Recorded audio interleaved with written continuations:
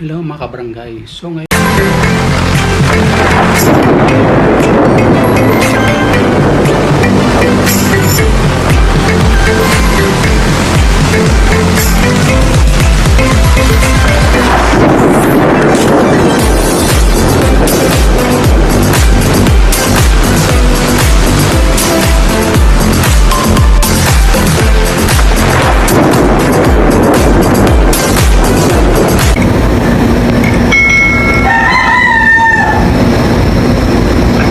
yung mga kabarangay ay ah, April 23 ng oras na alas 12 na ng madaling araw, 12:38 ng madaling araw po, mag 12:30 na po ng madaling araw mga kabarangay, no? 0:3800 hours. So mga kabarangay, ang ikikwento ko po sa inyo, yung kami po ay ni Tatay Rudy, no? Doon sa nung ako'y pumasyal sa membro ko kay Tatay Rudy sa kanyang tahanan, at doon po kami tumambay sa rooftop, no? So nung panahon na yung mga kabarangay ay pinasyalan ko ang aking membro na si Tatay Rudy, no? Tapos pumunta kami sa rooftop. Dating doon mga 4:30 dahil mainit pa, ay nagtago muna kami sa lilim na hindi arawan kasi sobrang mainit pa ang panahon na yun, no? So hindi na, medyo makapalang ulap ng panahon na yun, no? Siyempre pumapasok sa pagdating ng papuntang alas 5 ng hapon, no? So mga kabarangay, habang nagkikinto kami ni Tatay Rudy, membro ko ngayon, nasa rooftop kami, no? Kasi ang bahay niya ay may rooftop hanggang third floor na yun. First floor, second floor, third floor, walang bubong, pero sampayan nila yun. So doon kami Tatay Rudy, no? Ngayon nakita niya yung anak niya habang nagkikintuan kami. Tatay Rudy, ang aking membro, ay tinawag niya.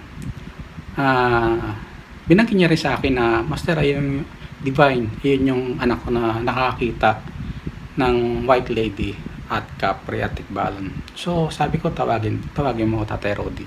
So tinawag yun, no? Tapos tinanong ko siya, no? At pinakilala ko na Tatay Rudy sa kanyang anak. So sabi niya, yes, si Divine. Tapos ako naman yung sa kanya, no?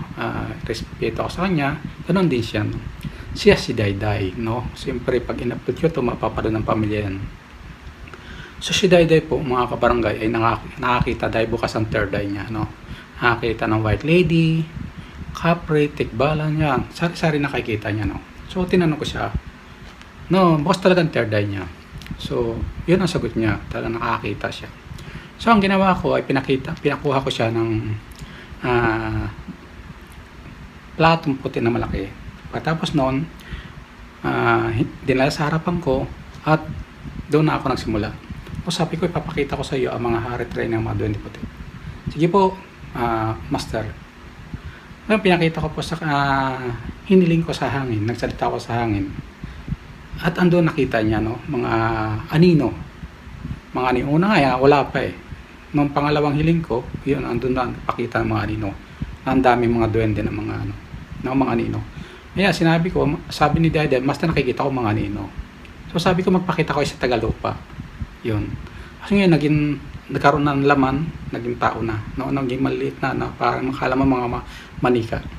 May mga sapatos, may mga korona. So si Haring Alexander ng Banahaw ay pinapunta ko sa palad niya, sa kanan, pinapatong ko. So tinanong ko ang mahal na Haring Alexander, yung Haring Duwende, no? Sabi ko, sino ako sa iyo, mahal na hari? Alam niyo ba ang sagot ng haring iyon? Sabi ng hari, sabi ni Dayday, kayo daw po ang lumikha ng daigdig. Ako naman siyempre, baliwala na sa akin yon. Sabi ni Dayday, panahon na yun, kasi tinatanong ko yung hari kung sino ako sa kanila. Sumagot yung Haring Duwende, kayo po ang may-ari ng sanlibutan, no? Kayo po si Divine Master Divine. Ako naman siyempre normal na sa akin yung narinig mga ganon sa iba pong mga bukas ng third eye.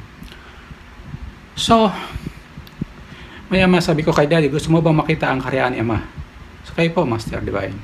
O pinakita ko at nagsalita ako sa hangin, no? Tumingala ako doon sa maraming ulap, no? Sabi ko, Ama, pwede ba makita ng tagalupa yung inyong karyaan? Maya mga kabarangay na tumaas ang kanyang belahibo at humanga. Nakita niya sa mga alapaap, nakatungtong ang kaharian na lumika ng daigdig. Napakahaba raw. Kaya marami na disgrasya ng mga helicopter, airplano, at minsan kasi nababangga. Ganun mga kabarangay, lalo siyang namangha, no? Ganun ang kanyang pagkamangha. Talagang hindi siya makapaniwala, no? Tapos mamaya sabi ko, gusto mo merong patunogin ko ang trompeta. So, sagot ng Diday, kayo po, Master Divine. Ayun, sabi ko, Ama, pwede ba makita marinig ng tagalupa yung inyong trompeta? Mamaya, mga kabarangay, tumunog. Tut, tut, tut, tut, tut, tut, tut, tut, tut. Ganun mga kabarangay. Maya naman mga kabarangay, sabi ko, gusto mo, pababayin ko si Ama dito sa ating harapan. Maya mga kabarangay, bumukas ang pintuan ng langit.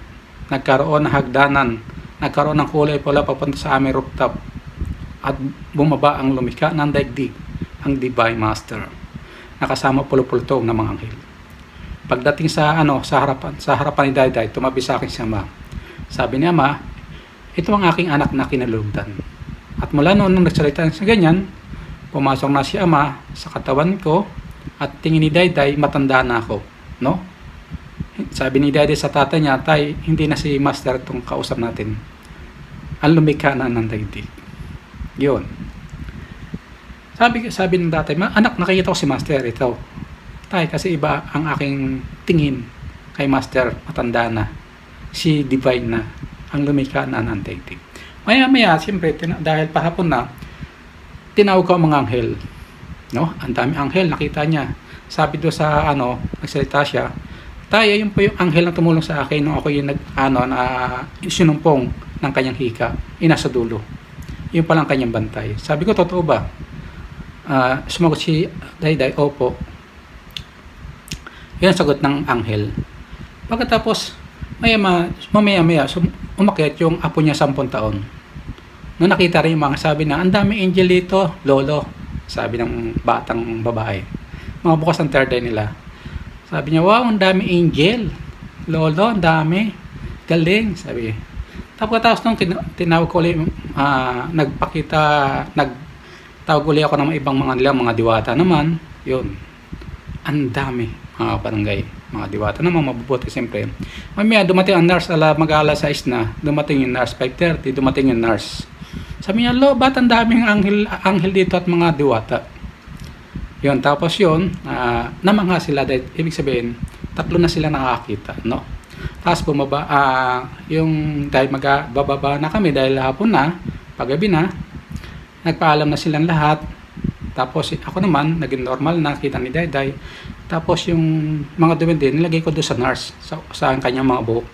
Sabi niya, Divine, ang bigat, pakialis na may mga duwende. Mga hari yun, mga hari tray, na nakaano kasi mga nakasabit. Nilagay ko sa aking mga balikat at bumanga na kami. Ang natira doon si Haring Alexander, no? Kasi nag-uwi na rin lahat pagbaba namin.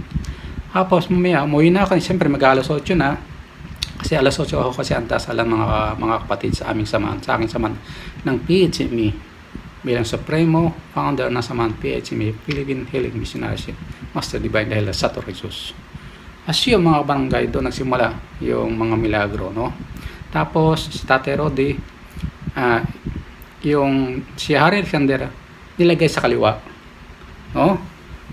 Sabi Tatay Rodi kay Dayday, ilagay mo nga sa kaliwa si Hari Alexander, pati tinan ko kay Apo. Lumipat si Hari Alexander, pinalipat ni Dayday, no? Kasi nasa kanan niya Sabi ng bata, wow, ang galing na lumipat na sa kabila yung maliit na tao. Yun. Maya pagdating ng alas 8, umakit na sa second floor si Dayday sa kanyang kwarto, nilagay na yung si Haring Alexander sa kwarto. Kasi oras na ng mga dasalan, kaya mga nawala na. Kasi pag 3 to 4 kasi ang dasalan dito sa kabutihan at 8 to 9 ang dasalan. 8 to 9 AM PM, 3 to 4 AM PM. Ganun ba mga barangay ang samahan ni Master Divine the Healer? So, Noong una pa man, no, ang edad ko ay umiedad na po ako ng 2,143 na po, edad Master Divine Dealer. Ayan po ang aking edad mga kabarangay, Master Divine Dealer po. 2,143 na po ang edad ni Satur ng Batang Jesus sa mundo ninyo. Ayan po mga kabarangay. Muli, Master Divine the Healer. Salamat po. Salamat mga kabarangay.